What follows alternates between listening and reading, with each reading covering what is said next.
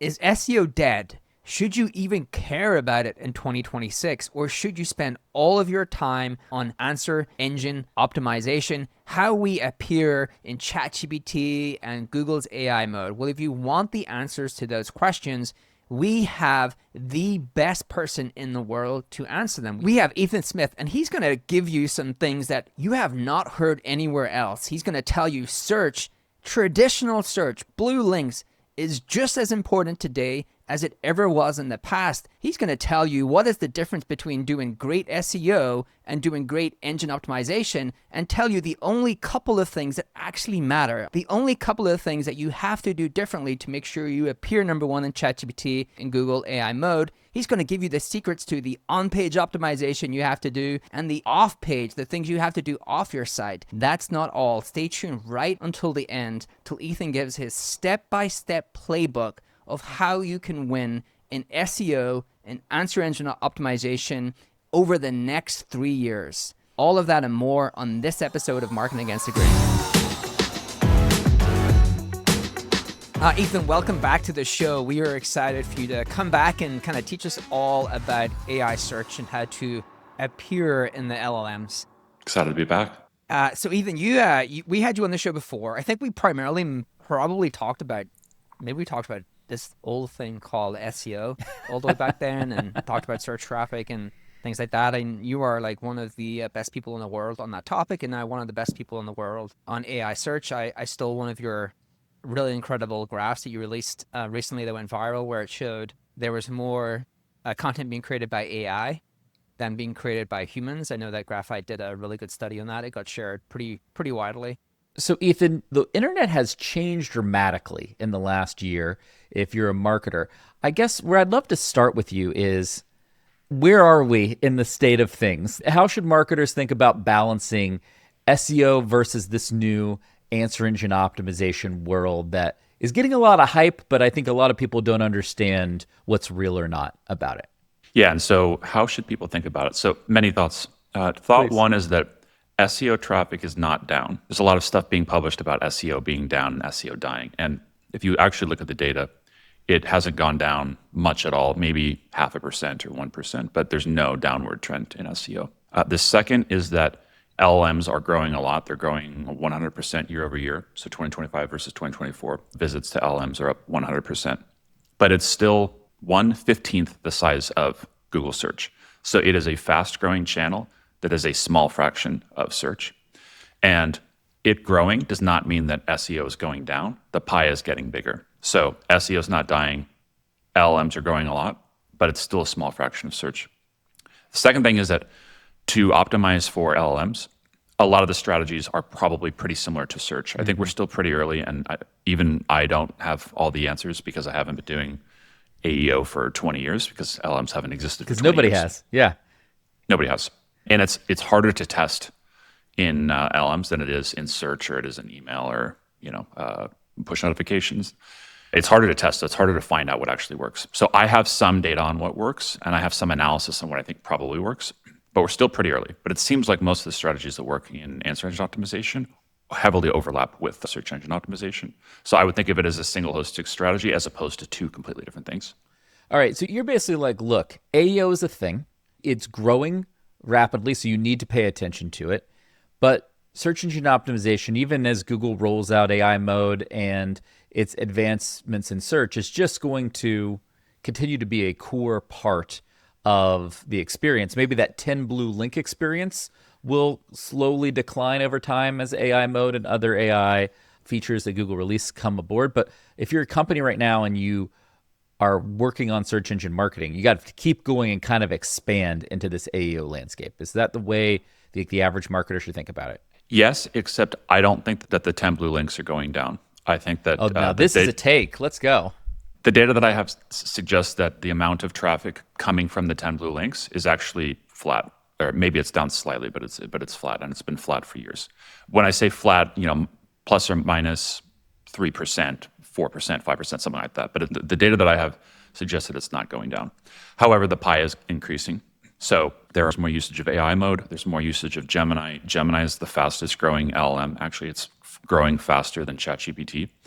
And if you combine AI overviews, AI mode, and Gemini usage, it's not as large as ChatGPT, but it's not far off from that. But the pie is increasing in size. It's not that it's shifting from search to LLMs. It's that there's an increased usage of both. And the amount of traffic to the 10 blue links is roughly flat. And I don't expect it to continue to be roughly flat. Who knows what will happen in the future? But I can tell you what's happened in the past, which is that it's actually not decreased significantly. So this is a very important statement because we have a lot of founders, we have a lot of folks who are deep in the weeds and are like, who uses the 10 blue links anymore? And you're here saying, based on the historical data and based on everything you see, that even as they roll out AI mode more aggressively at Google, even as you have more Gemini adoption at Google, you're still going to see the adoption of 10 blue links because it's so ingrained into the fabric of how people behave in search. Like, it's not going away overnight. It's going to be either consistent, and you think of it, the decline is going to be steady. If anything, it's not going to like just fall off a cliff one day. I think it'll be steady. I think it'll be somewhere in between neutral and -5%. I don't see any data suggesting that it's going down significantly. Got it. Okay. So if you believe everything you're saying, then it's like, wow, SEO remains a core mainstay of everybody's strategy. I talk with a ton of founders and they're all like, should I do SEO? How should I think about SEO? Should I even worry about it? And you're here saying that the death of SEO has been greatly exaggerated. Correct. And question for you. So the founders that say that SEO is dying, are they early or late stage? They're early, obviously. I talk to a lot of people who are building companies now and they're like, hey, I'm trying to figure out my distribution. How do I get my product out in the world? And before they were like, I understood the old playbook of create some content on a blog and a website, get some search engine traffic and buy some ads and kind of grow my business from there. And now they're kind of like, does that still work? Should I do something different? And so maybe I would put it back to you. If you were starting a company today, how would you think about investing in search as a channel to grow your business? My opinion is the same opinion that it's been for several years, which is if you're an early stage founder, you should not be spending significant time on search engine optimization because it's hard to do. It's not because the channel is not large or that it will not exist in the future. It's because it's hard to do. And the later you are, the easier it is to do because you have more authority. So my suggestion is if you're a seed stage company, spend little to no time on search, spend time on other channels like paid, like viral, like community, Reddit, things like that. And then as your Series A, spend a little bit more on search engine optimization. And then as your Series B, spend a lot of time on search engine optimization. Also spend time on answer engine optimization. When you're doing that, have a single strategy for both. Don't do one or the other. One interesting thing on answer engine optimization that is different from SEO is that if you're an early stage company, you actually can get impact early, because for many of the most popular questions, like what's the best marketing software, it's other websites saying HubSpot, not HubSpot saying HubSpot. And you could get mentioned tomorrow and win a question like that. If I'm a brand new company trying to compete with HubSpot, if I get mentioned on the other citations, I suddenly become the answer that I'm the best. That's not true for search. So the time to impact is short if you're doing offsite. And offsite's the main thing that's different from search engine optimization. But my general suggestion is, for sure, you should spend time on search engine optimization the larger your company is. Look, everyone's freaking out about SEO dying and scrambling to build separate AEO strategies. We've got you covered. We've built you 10 killer AI prompts that will let you rank in Google and ChatGPT with just one strategy. Get it right now. Scan the QR code or click the link in the description. Now, let's get back to the show. I wanted to go back to a point you made about founders asking you if the channel is going down. And there's two different kinds of founders, and I hear the same thing. There's early stage and there's late stage. And they're both great. And I'm arguably an early stage founder. So I love early stage founders. They don't have the data like the late stage companies do. So late stage founders have data showing that they're getting a lot of traffic from SEO. Like a specific example is I believe search is the largest visit channel, at least for HubSpot right now. Is that a true statement? Yeah, it is. Yeah, and so we work with a lot of later stage companies like Notion and Webflow, and they can see in their data search is our number one or our number two channel. And so they know that it's not dying. Early stage don't have the data, so they're getting information from the internet and from blogs and things like that, where the prevailing wisdom is that it's going down. And so since they don't have the data, they believe this. But that's why you hear very different things from people with data and without data. And with data, you know that the channel is not dying and that it's substantial. Yeah. Just on that, it is for HubSpot, but it's definitely way smaller. And so I'm kind of curious, your advice would be still to focus on answer engine optimization, do those two things in tandem. But do you change the expectation folks would have in terms of what they get back? Because one of the kind of things that happens is people look at Google's earnings and they say, well, look at Google's earnings. Like they are doing really well. Search volume is going up. All of this stuff is being kind of misrepresented. But people are looking at search volume where what's dropping is clicks, right? Search volume is obviously going to go up with AI mode. It's going to drive way more queries, but Google is monetizing that through paid, where is what's happening is the average business is losing clicks, right? They're not getting the same amount of click through from keywords. I've seen it from businesses who have showed me that they've actually improved the position of their keywords and drastically decreased the amount of traffic that they've got back over the past year. And I'm curious, do you see that happening and you change people's expectations in terms of what they expect to get back for their effort? I don't actually see that happening. So what I see happening is the amount of usage of Google is roughly flat and the click-through rate is roughly flat. I think most people probably believe that the usage of Google is not dropping, but that the click-through rate within Google to organic is going down. Right. Anytime you're looking at a large data set, there's going to be examples of websites going down. There's also going to be examples of websites going up. You're probably going to disproportionately hear about the ones going down than the ones going up, because why would they tell you, hey, Kieran, guess what, my traffic is up? They would say, guess what, my traffic is way down. Then you need to find an answer for why it's down. And the answer is frequently, well, Google changed their algorithm and I'm not exactly sure how they did it and I'm not sure if it'll ever come back. Like, that's not a good answer. A better answer is the click-through rate went down. And I believe that the click-through rate did go down on a micro level for specific keywords or for specific websites, but I am not seeing the click-through rate of the 10 blue links decreasing. So my general prediction is it's not going down. And by going down, I mean 1%, 3%, but not 20%. So it hasn't gone down significantly, and I don't think that it will go down significantly. Because of that, my general recommendation in terms of expectations is it's a great channel and you should invest in it. Now, SEO and answer engine optimization are less controllable and predictable than paid search, for example. So there's uncertainty, but there's always been uncertainty. The channel is large. I'm not seeing it go down. There is uncertainty, so you can't make the same guarantees that you can do for paid, but it's still worth investing in. Okay. So basically, for the average company, if they have maintained their keyword positions across the last 12 months, you would expect, based on what you've seen, for their traffic to be pretty constant. Yes, their organic on traffic average. to be pretty constant on average. Yeah. And if we break search into educational content, which is like teach me how to do something, and transactional, which is like I'm trying to buy a product, the same across both of those, because educational content is the one that I think is being much more cannibalized by AI, because you can have the AI teach you to do something without having to read. But you think the traffic is like pretty consistent within each of those buckets? I'm not sure on each of those buckets. I do think AI overviews appears more for informational queries and educational queries that have low intent and that are less valuable. Transactional queries have more ads than AI overviews and always have. I'm not sure if one is going up or down more than the other. I'm most interested in the transactional stuff because those are the queries that we care the most about for our customers. So I'm not seeing that go down. It's possible that something like what's the definition of glossary terms type stuff might be going down more, but those are things that I care less about. So that to me feels like maybe the most spicy take and biggest myth. Do you think that's the biggest one you've seen this year? I'll be honest, like even me, I would have actually been a little bit more on the opposite side where I was like, hey, search volume is increasing, but what I'm seeing, and I don't have anywhere near as many websites that I would see as you would, but what I'm seeing is organic clicks are like decreasing pretty rapidly. What I think is happening is usage of Google is going up slightly and click-through rate is going down slightly, and so the net effect is generally neutral. And I have substantial data across thousands of sites where I can see that the organic traffic is not decreasing.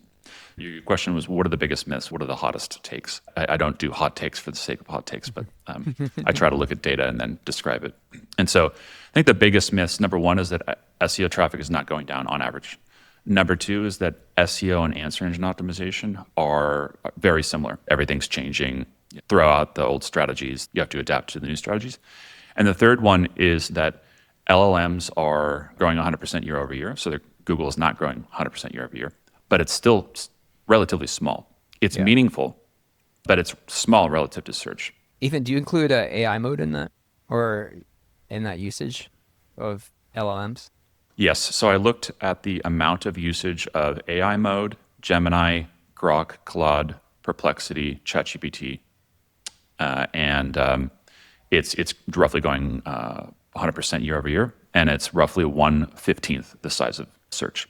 But it's growing 100% year over year. So 1/15, if you do the math and you just say, well, this continues at the same rate, then doubling to the fourth exponent would be, it's the same size in 4 years. That's a simplistic way to forecast. Who knows? But right now it's 1/15 roughly.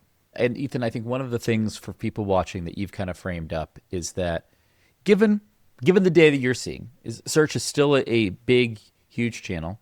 LLMs are an emerging channel growing quickly, but still 1/15 the size of search. The distinction that you set forth that I think was really important is you're like, search still matters deeply on your authority and presence, where LLMs, if you are a less established company, you can get mentioned, get cited faster.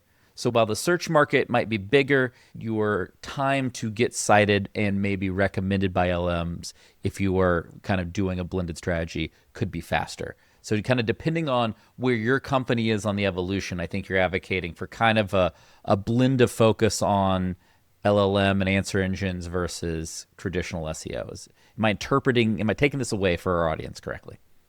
Yes. The larger your company, the larger your website, the more favorable SEO is for you. The earlier you are, the harder it is. For answer engine optimization, anyone can win answer engine optimization because offsite is where you can win the money questions. Also, the long tail of chat is larger and longer, and you can also win in the tail. So if you had a very specific question, like what's the best website builder with this feature, with this integration, with this language, there might be no answers anywhere on the internet. So if you're the only answer, you can win that. It's kind of like long tail SEO back in 2008, which is how I got started. You could be a brand new site and eat up the long tail with exact match. Now the tail is answers to questions that are extremely specific. Similar webpod data showing that the average number of words per prompt was around 60 words, I believe, which is a very specific query. Very specific. And you could be the only answer. So if you're the only answer to a question, then you can win that. So the head and the tail are different, and the time to impact is faster. So anyone can win in answer engine optimization. For SEO, it's the larger you are, the more you can win, and the earlier you are, the harder it is. That makes a ton of sense. Ethan, what are some of the most repeatable tactics that you've seen that have correlated pretty heavily to a brand being more visible within LLMs, ChatGPT, AI mode, and Grok? I know they're kind of different, as they have like slightly different nuances as well. Yeah, so there's offsite and onsite. And to your question about different LLMs, my general recommendation is only spend time where there's heavy usage. Right now, ChatGPT and Gemini AI mode are, I don't know, like 10 times larger than all the other LLMs. I wouldn't spend any time on the other LLMs unless you're in a category where people are specifically using that LLM. Like engineers tend to use Claude more.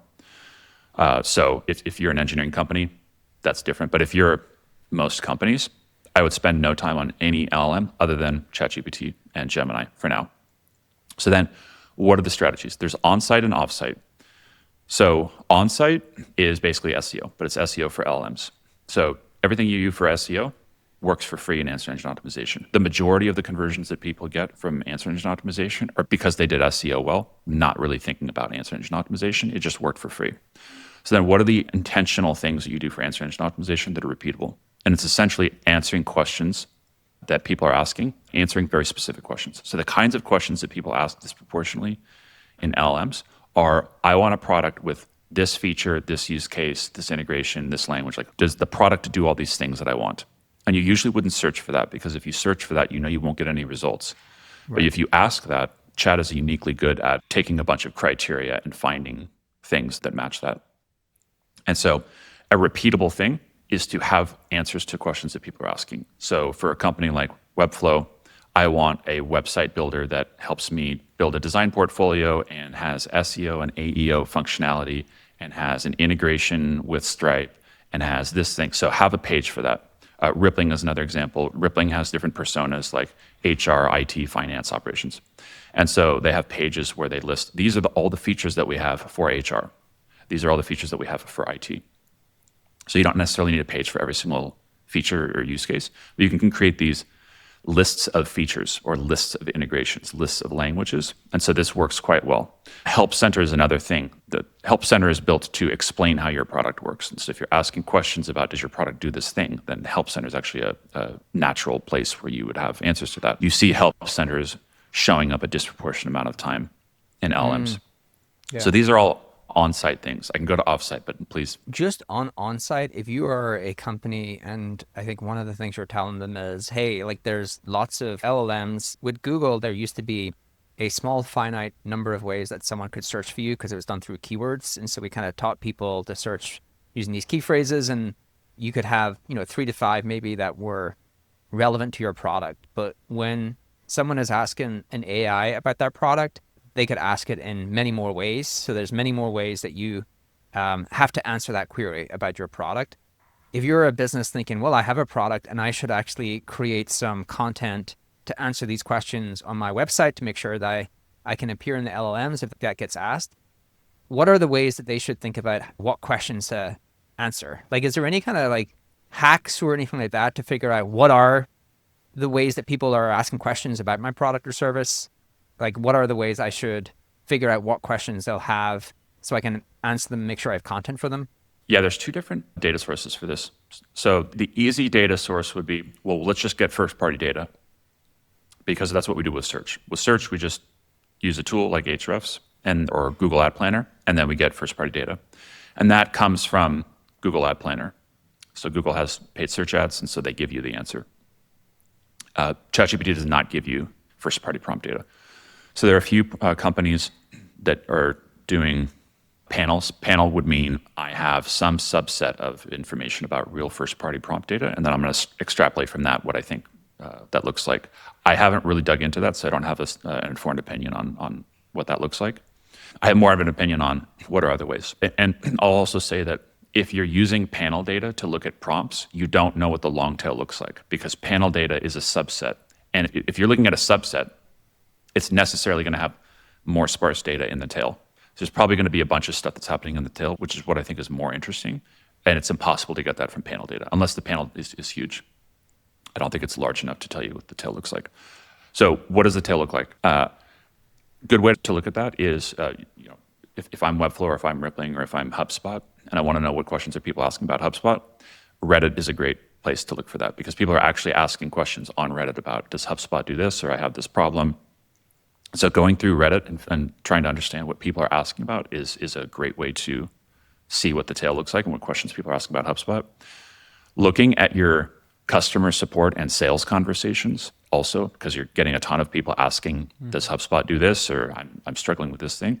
That's a great place for also like real questions that people are asking.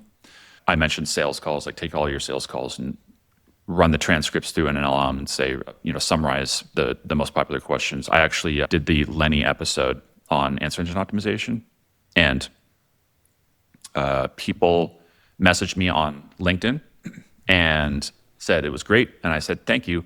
Do you have any feedback? Is there anything that you would like me to discuss more? And I got dozens of responses. So I took those responses and then I summarized them with an LLM saying, what are the questions and things people most asked about? And it was help center optimization. Like, please discuss help center optimization more. I don't know if you know SuperMe, but my friend Casey has SuperMe. So I have a Super Ethan. And I looked at 300 different questions that people were asking Super Ethan. And then I had an LLM summarize the questions that people are asking.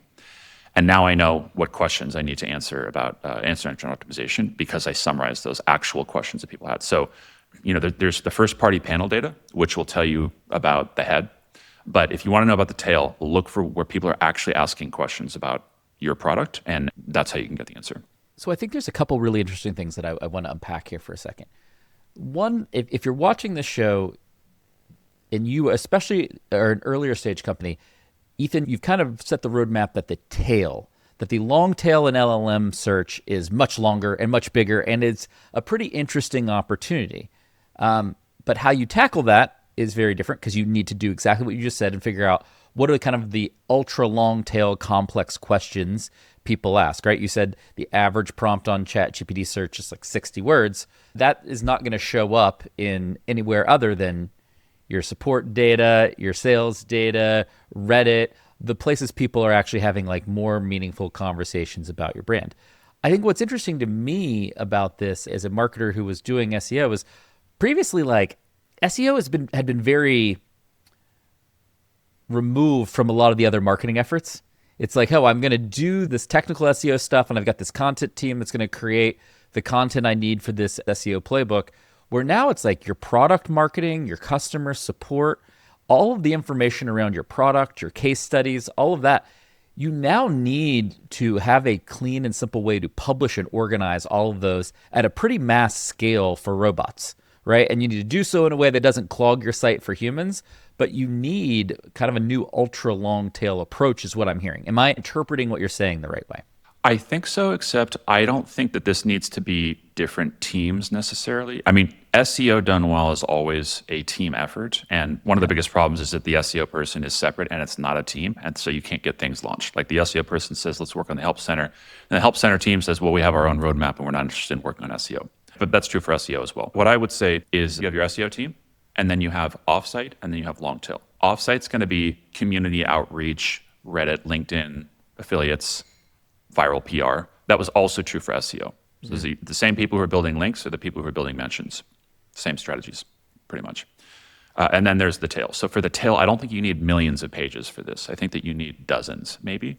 And the SEO team can be the ones driving that. Yes, you would need help from the help center team, but I don't think that dynamic changes any more than it did with SEO. It's the same kind of thing. Like SEO done well is product led, as Eli would say, and that means that help center team, please collaborate with the SEO team.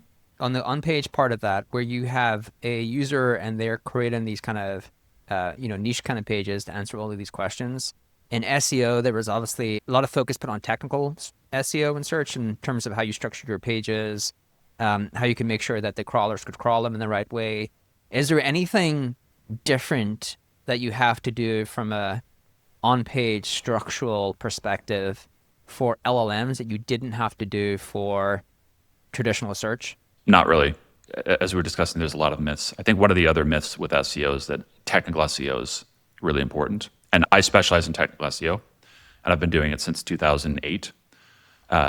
It's just not that important, generally speaking. So I'll describe technical SEO and technical AEO. Technical SEO, the stuff that is impactful is make sure you have good internal links, make sure that the bot can read the page, so it's rendered and indexable, schema, and here's a list of 100 things to not do, so just make sure you're not doing them, like scraping content or redirect loops or things like that. But that's it. Similar with answer engine optimization. So what matters? Internal links, schema, markup, and make sure the LLM can read your page. That's really all that there is. I think that there's also a fourth thing coming, which is ChatGPT launched Atlas, where it can, they want to be able to perform actions on your site. Like I want to book a hotel and keep the user on ChatGPT so that they don't need to leave ChatGPT. And that's coming. So then you would mark up your forms and your buttons and things like that. That'll be a fourth thing. But that's basically it. There's no other data that I have seen about other technical things that you need to do. So LLMs.txt is an interesting case. Since we don't know what works, but we want to find an answer for what works.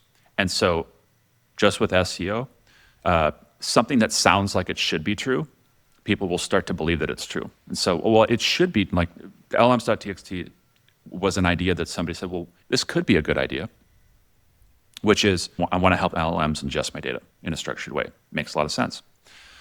What if you had LLMs.txt to do that? That sounds like it should be a thing. Sounds like a good idea.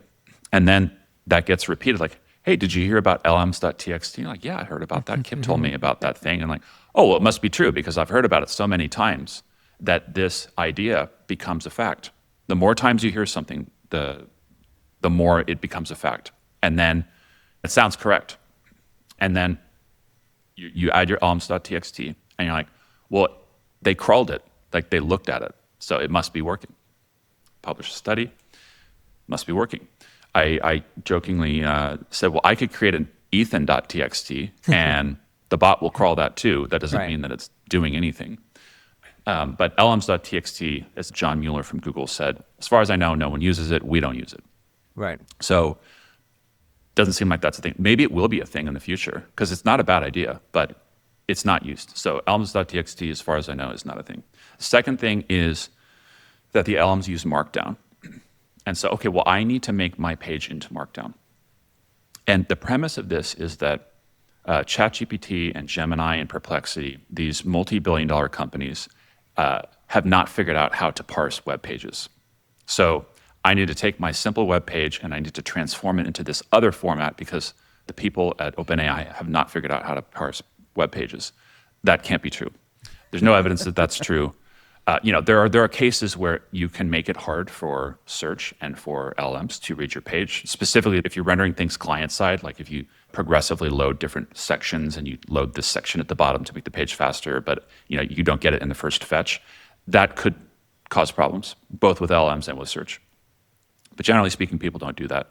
So generally speaking, I don't see any evidence that you have to do special technical things. And again, it's internal links, pages, renderable, schema, and then coming with Atlas is mark up your forms and your buttons, and that's it.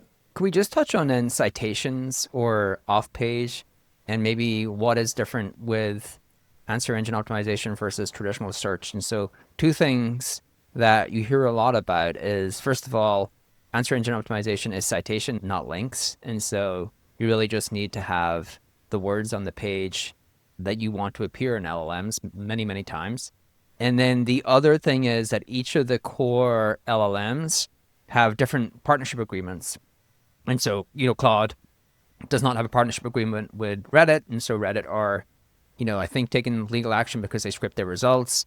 Whereas ChatGPT has a very close relationship with Reddit, which is like theoretically why Reddit was such a popular third-party source for a lot of their results, which may or may not be true. But they're kind of the two things we hear a lot about in terms of what may be different, like citations versus links, and the fact that each provider, the sources that you have to appear in, like it depends who they have like partnership agreements with, right? Because they're trying to stay within copyright laws. Yeah, so there's the technical details of a mention, and then there's, where are they that I should care about? So the technical details are, it's a mention without a link. So let's say that I want to win the best website builder, and I want Webflow to win. What I want is I want a citation that appears and says Webflow. That could be a mention with no link, or it could be a link. It's actually frequently a link. In SEO, it needs to be a link. SEO actually supposedly mentions also count in SEO, but not as much. Now in LLMs, it just needs to be a mention. The LLM needs to be able to find the mention on the page. It's not clear exactly how it finds that, but it seems like bulleted lists, numbered lists, things like that make it easy to find. The bigger difference is that in SEO, any link from anywhere counts. So a link from the New York Times homepage to my page saying I'm the best website builder is a huge win for Webflow. In LLMs, that's not true. Mm-hmm. In LLMs, it's the specific citations that are appearing for the prompt that you care about. And it's not only the domains that matter, it's the exact URLs. So if a URL on HubSpot says that Webflow is the best website builder, but that URL is not in the citations, it doesn't matter. So the only thing that matters are the specific URLs that are appearing in the citations. There's probably also some stuff around the core model as well. But most of what we know is the URLs and the citations.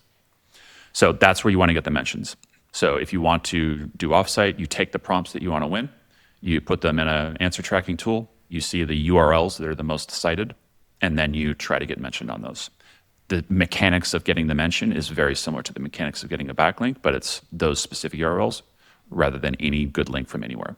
Yeah. And what about in traditional search? It was links from high authority sites. Like authority was a thing that you wanted to gravitate towards to figure out like where should I get a link versus where shouldn't I get a link. Whereas when you look at a lot of the data that has been released on ChatGPT, for example, it does seem much more random what sites are cited as sources. Like there was two examples in our vertical I looked at that were really like pretty random websites that were some of the most cited websites in our kind of vertical in SaaS. And they were not like high authority websites, and they were quite newish websites. So have you seen a disconnect? Like, where should I go to get my citations? Like, how do I build a target list of, I think you mentioned like one thing, which is like, what are appearing in the results already? But are ChatGPT, do they use like page authority? I know they're using Google's results, but is there a difference in how they think about authoritative sites? I think that all these companies either have an internal search engine or they're using some other third-party search engine. All search engines work pretty similarly, but the configuration is different and the authority piece of the algorithm is different. The relevance part of search is pretty consistent and it's more simple. The authority piece is very hard to build. I have anecdotally seen sites that seem somewhat random in citations for LLMs that you would not see in Google search. And I think the reason why is because they're early in building their authority component of their search algorithm. It's probably functionally similar, but it's hard to build. And so that's why I think you see these relevant but somewhat random domains and URLs appearing in LM citations.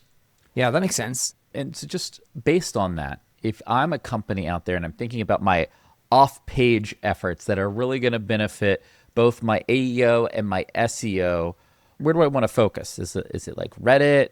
Is it affiliate? Is it none of the above? Like, how should people think about where they spend their limited time off page? It depends on the company. What you want to do is you want to start with the prompts that you care about. So how do you start with the prompts that you care about? I would suggest looking at, what are you buying paid search keywords for in Google? So going to be your money terms. Or if you don't know, use a tool and see what they're targeting for paid search, get their paid search. So if I'm Webflow and I have no data, I would go look at another website builder, look at their paid search keywords, because those are going to be their money keywords. Start there. Then just ask ChatGPT, hey, please transform these into questions. And actually, you'll see when you ask a question in LLMs, frequently they transform question into keyword. So this is essentially the opposite. This is transforming keyword into question. And you can just ask an LLM, make these paid search keywords into questions. They're pretty good. Doesn't have to be perfect, but it's pretty good. Then I would put that in an answer tracking tool and make sure that it's scraped and it's not API data, because the API data is very different than scraped. Or you could just manually do this yourself and gather citations, but make sure that when you're looking at citations that it's scraped and it's not API data.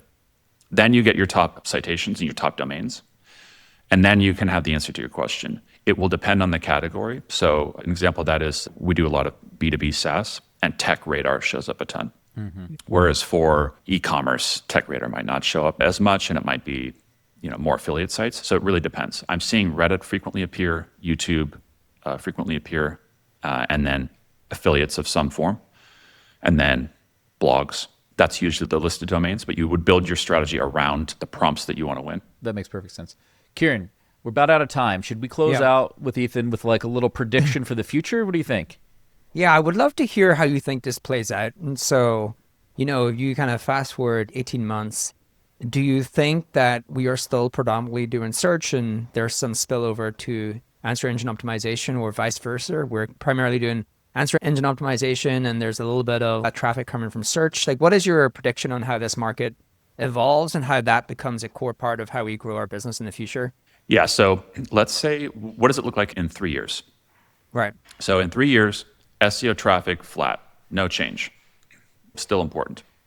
Answer engine optimization, LLM traffic, probably triple. So we went from 1/16 to it'll eventually become like half, let's say, which is a lot. A lot. It's additive. It's not taking from search and moving to LLMs. It's adding on top of it. Both become larger. The pie becomes larger. The strategies are largely similar still. I think that what will be new over the next 3 years will be autonomous agents, which means plan my vacation and conversions will happen without your intervention. It's kind of like if everyone could be Jeff Bezos, what would that look like? Because Jeff Bezos has an executive assistant, a travel planner, somebody doing his taxes, somebody doing his finances, and then Bill Gates has his team, and both of the teams are going to be talking to each other to figure out how Jeff and Bill Gates are going to end up on a yacht off the coast of Turkey. I went to Fethiye, Turkey, and There were news reports about Jeff Bezos Yeah, I saw that. and Bill Gates are on this big yacht. Now, how did they get there? Because it's hard to schedule us, let alone hard to schedule something with Bill Gates. But they have these teams of people who are coordinating with each other to pick the dates, pick the restaurant, do all this stuff. And so you can think of those people in AI as agents. So everyone now has their own Bill Gates, Jeff Bezos team of agents. And those agents are all sort of coordinating with each other. And things that you may have searched for and done yourself, maybe these agents are doing it on your behalf, which is planning your vacation, planning your wedding, figuring out what to do this weekend. I think that will happen. I think that it'll probably take longer than people think. It might take like 5 years. I don't think it'll take 12 months, but it's clear that ChatGPT and others are going in that direction. So I think that that's the main new thing that'll happen. But search continues, but then there's this additional on top of that autonomous agent ecosystem of people converting. And then what do ads look like? How does Hilton organically appear? How does Hilton pay to appear? So then that'll be a whole ecosystem of organic and paid. So that's the first thing, autonomous agents. The next thing is hyper-personalization.